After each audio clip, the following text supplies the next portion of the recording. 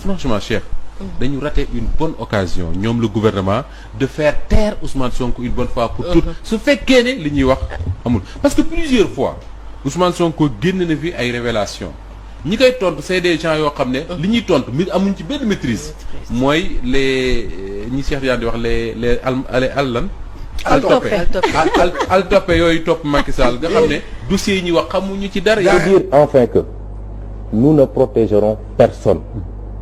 Même ceux qui sont avec moi, si El Malick Ndiaye, que vous voyez là, était épinglé de quelque chose, c'est pas mon problème. Et le jour où je serai élu président de la République, je le dis tout le temps à tous mes collaborateurs, le premier combat à gagner, c'est celui de la transparence et de la bonne gouvernance.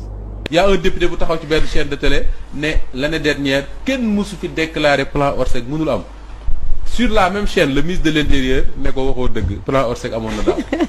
Donc c'est des gens comme ça ñoo doon tontu Ousmane Sonko nga xam ne dañuy tontu amuñu benn maîtrise ci li ñuy tontu.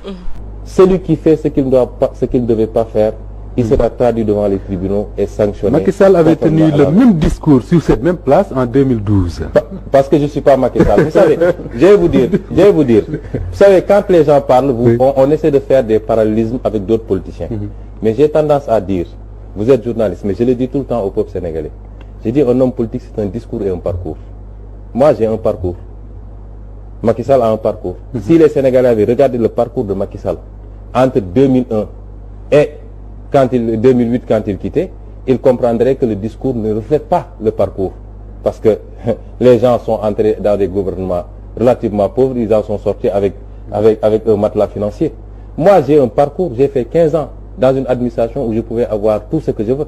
Moussa Ba lenn dafa leer depuis bi fi Macky Sall ñëwee da ngay xoolaat rek scandale yi dañ ci gis kii est-ce que gis nga benn boo xam ne ban scandale nga fi gis mu am population bi am ci lu leer am na amul Moussa Ba kon gis nga man lii bu ma ko malheureusement lii suivre ma ko woon sax yow ni nga ko suivre nii mais bu ma ko suivre booba laaj na ba ne bi deexi du recevoir Sonko non xam nga lu tax non ñi la wax dañoo xam nga dañuy xam régime bi nu muy doxee am na yu bëri yoo xam ne fii leerul boo ko bëggee leeral sax yow dañuy xoolal sa tànk la ñu damm na gaañi saaxu boobu dafa yemul foofu daf ne je mets au défi Ousmane Sonko s'il vient à l'ONAS lundi je lui montre pièce par pièce l'ensemble des montants dépensés uniquement par l'ONAS ñu ngi ko estimé ci 80 milliards parce que Ousmane Sonko daf ne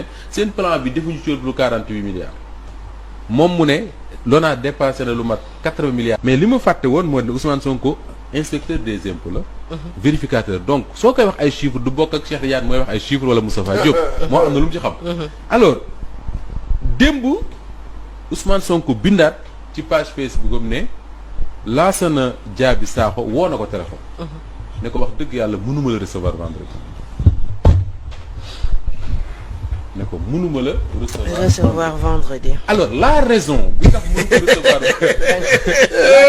mënu ko recevoir vendredi il faut aller la chercher dans le journal L'Observateur. le journal L'Observateur moo bind ne waa ji bi mu waxee loolu amoon na volonté wu recevoir. moo doon bëgg-bëgg. mais ses patrons mooy le président de la République le ministre de l'eau et de l'assainissement Serigne Mbaye Thiam surtout ñoom ñoo ko woo parce que waaye bu ñu fontoo nag parce que waa ji nga na recevoir da nga koy may turbine bu mu génnee suñu ay mbóot